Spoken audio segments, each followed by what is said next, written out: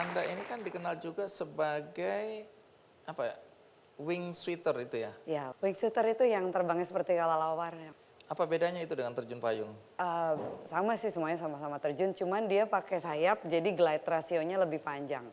Jadi bukan terjun begini tapi Dia begitu ya. jadi kalau untuk beginner itu 1:2 falling rate-nya, jadi 1 meter turun 2 meter laju. Itu perlu latihan tersendiri atau penerjun semua akan bisa? Itu perlu latihan khusus karena wingsuit itu salah satu yang high malfunction, artinya kalau kecelakaan begitu dia berputar itu kita bisa black out lebih cepat dibandingkan terjun biasa.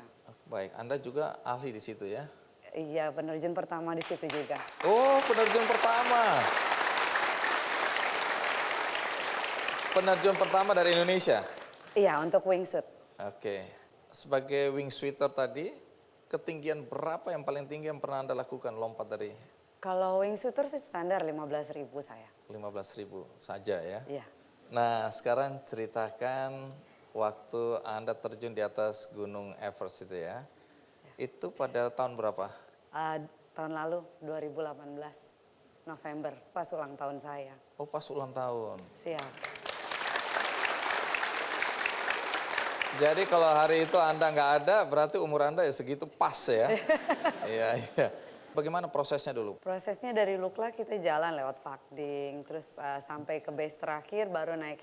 Jadi kita naik tinggi, turun tidur itu selalu mesti harus di bawah karena paru-paru kita itu mesti beradaptasi ya. Jadi naik tinggi lagi, ntar turun lagi. Pokoknya setiap tidur selalu di bawah supaya untuk menyesuaikan oksigen.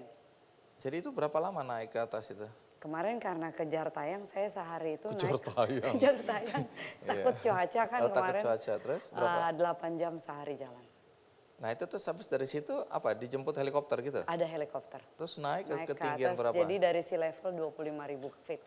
25.000 feet. Iya, Oke, terus Anda lompat. loncat ya. 25.000 feet, sementara kalau ini Everest gitu Anda dibawa pakai helikopter gini ya? Iya. Bayangin Everest tadi berapa? 8.383. Monas itu 132 ujung sampai dasar ya. Ini artinya 70 kalinya Monas. Jadi Monas tambah Monas tambah Monas tambah Monas tambah Monas tambah Monas tambah Monas tambah Monas tambah Monas tambah Monas Monas kira-kira 70 kali itu baru Anda dilepas di situ ya. Siap. Ini kan oksigennya tipis sekali nih ya. Iya. Kalau dilihat di gambar tadi Anda pakai helm yang Pakai oksigen tertutup system ya. ya. Oke. Jadi yang di depan saya itu oksigen system. Oke. Jadi ini risikonya apa sebenarnya ini? Kalau di sana kelihatannya terang, tiba-tiba dia bisa nutup gitu aja. Sampai kemarin pun sempat beberapa detik payung saya kuncup. Hah? Terus apa yang terjadi? Ya alhamdulillah sih buka lagi. Tapi Oh dokternya iya, kalau enggak Anda enggak di sini. tapi dokternya sempat bilang, kirain saya mesti bawain kamu body bag. Terus itu sempat melintir sebentar ya, kelipet gitu Melintir ya? enggak, dia kuncup Kelipet, aja tapi kuncup. langsung. Itu kenapa? Katanya ada badai juga ya? Iya, karena dia tiba-tiba cuacanya datang yang dimana yang awan dan turbulence itu yang belum. Terus suhu berapa waktu itu? 22 22 apa ini? minus. Minus. Ini plus 16 saja saya udah mulai beku ini. Apalagi pakai helm kayak gini nih. Oke. Nah, kemudian resikonya saya dengar selain angin atau cuaca yang berubah ekstrim sewaktu-waktu, itu di gunung-gunung terjal itu, di jurang-jurang terjal juga ya? Iya, jadi bagaimanapun apapun saya harus pulang karena nggak ada optional landing. Oh, harus pulang ke base camp yang itu? Saya harus terbangin di mana saya take off. Landingnya harus di Landingnya drop harus zone di situ? itu. Iya. Karena di sana kan puncak-puncak gunung ya? Iya, tajam-tajam dan saya nggak punya tempat lain lagi. Jadi saya harus coba untuk pulang. Dan kalau Anda salah mendarat di satu tempat, jemputnya susah ini ya? Jemputnya pakai body bag paling. Oke. Tapi katanya tidak banyak yang bisa lolos kualifikasi untuk diizinkan terjun. Kenapa? Iya, dia harus punya reference. Jadi mereka harus benar-benar tahu siapa kita. Karena ya itu karena tidak ada optional landing itu. Dan kita memang harus naik. Jadi untuk evakuasi pun selama perjalanan mereka standby. Jadi waktu kita pun tadinya grupnya banyak. Terus tinggal menyusut tinggal 4 orang. Tapi yang berhasil terjun karena cuaca datang hanya saya dan suami itu. Yang lainnya enggak.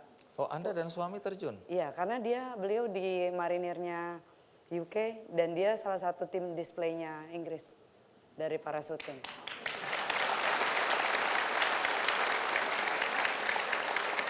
Padahal saya baru mau nanya, bagaimana reaksi suami? Lah suaminya juga ikut terjun. Suami istri kacau ini. Oke, tapi katanya Anda berhasil tertolong oleh koyo. Iya. Koyo yang ditempel-tempel itu. Iya, pakai koyo. Apa hubungannya koyo dengan masuk kualifikasi? Jadi kalau pakai kaos di bawah telapak kaki juga kan pakai tebel, kalau jalannya jauh lecet. Iya. Tapi kan kaki mesti anget. Jadi saya pakai kaos kaki biasa, dalamnya koyo. Oh, ditempel koyo di bawahnya Tempel koyo gitu. dulu, pakai kaos kaki biasa, termasuk anget-anget gitu. iya. Jadi pakai kaosnya itu kayak pakai apa sih yang kaos biasa itu tangan Nggak terlalu panjang tebal. yang anget ya. Jadi koyo semua gitu. Koyo ya. Udah pakai koyo, pokoknya koyo aja, terjun juga pakai koyo. Pantes toko terdekat waktu itu kehabisan koyo. Sampai ke atas pun karena kalau misalkan terjadi malfunction, Iya. saya kan mesti cepet untuk bisa cutway. Jadi melakukan prosedur di mana saya harus buang payung utama pindah ke payung cadangan. Oke. Jadi ada kekhawatiran kalau kita pakai sarung tangan tebal, saya takutnya nggak merabanya kurang. Oke. Jadi habis kayak gitu, berbahaya juga. Jadi tertolong oleh koyo ya.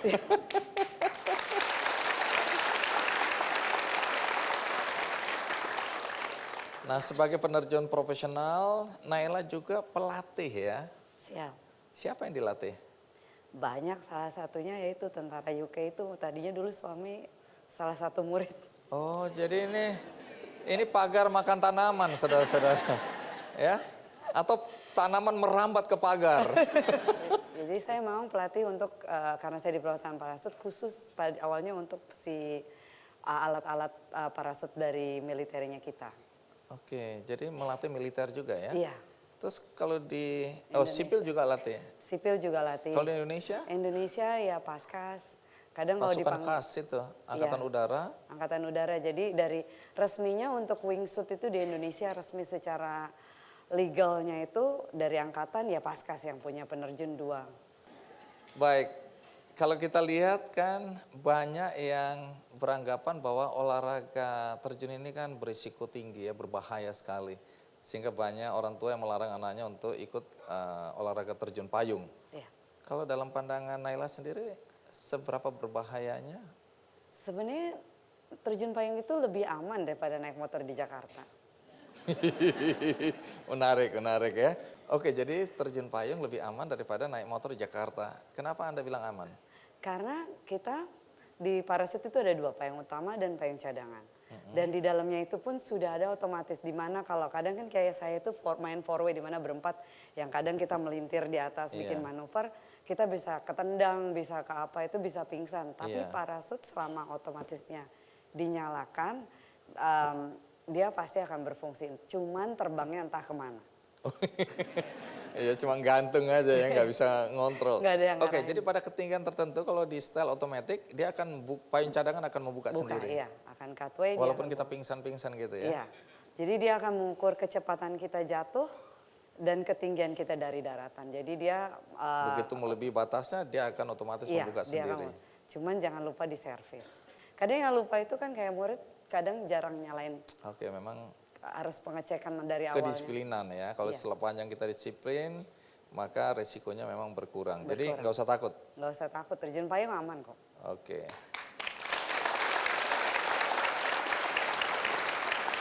Udah punya anak? 3. 3. Nah, kalau suami juga penerjun pasti mengizinkan. Tapi bagaimana komentar anak-anak?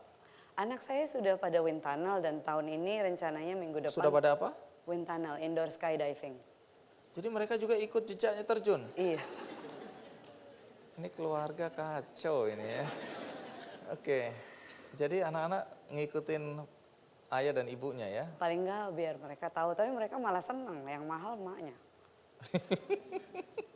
Oke, terus prestasi apa saja yang sudah pernah Naila dapatkan?